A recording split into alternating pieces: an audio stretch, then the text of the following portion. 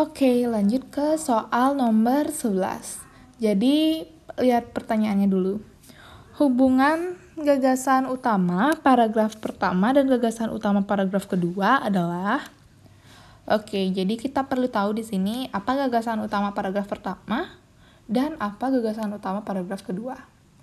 Jadi, di paragraf pertama itu kita lihat dulu kalimat pertamanya, salah satu bumbu dapur wajib orang Indonesia adalah bawang putih.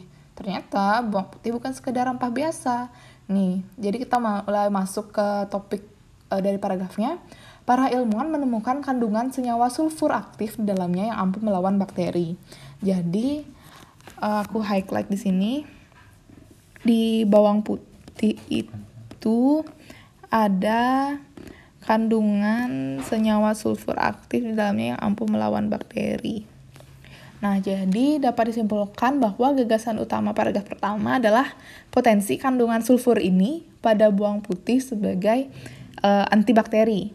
Sementara itu kita lihat di gagasan utama paragraf kedua.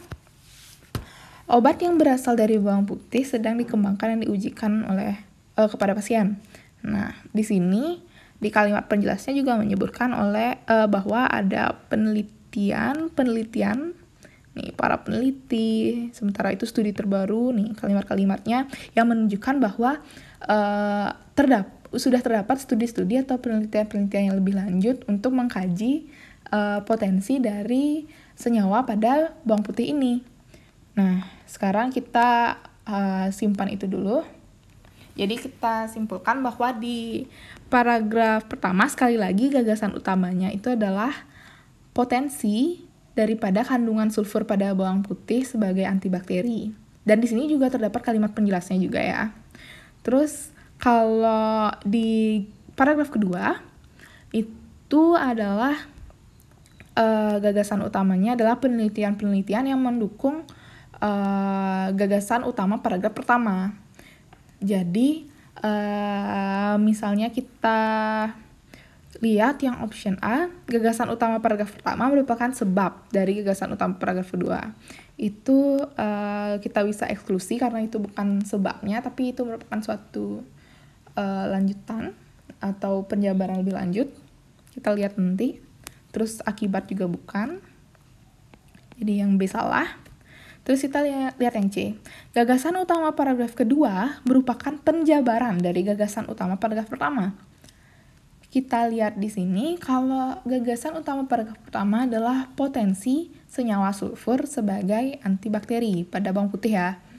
Dan di paragraf pertama juga banyak dijelaskan bahwa adanya bukti-bukti bahwa senyawa sulfur ini memang sudah dapat diterapkan pada kasus-kasus klinis atau kasus-kasus nyata, misalnya pada penderita fibrosis kistik. Nah jadi pada paragraf pertama sudah cukup memaparkan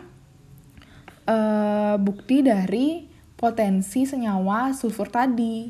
Sementara itu di paragraf kedua terdapat kalimat-kalimat pendukung berupa pengutipan studi atau penelitian yang juga mendukung gagasan utama paragraf pertama.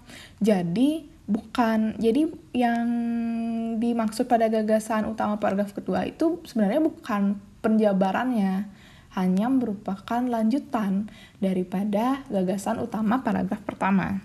Oleh karena itu, kita bisa eksklusi option C. Kita lihat option D. Gagasan utama paragraf kedua merupakan pertentangan dari gagasan utama paragraf pertama, ini juga salah. Nah, yang paling benar adalah option A, yakni gagasan utama paragraf kedua merupakan lanjutan penjelasan dari gagasan utama paragraf pertama.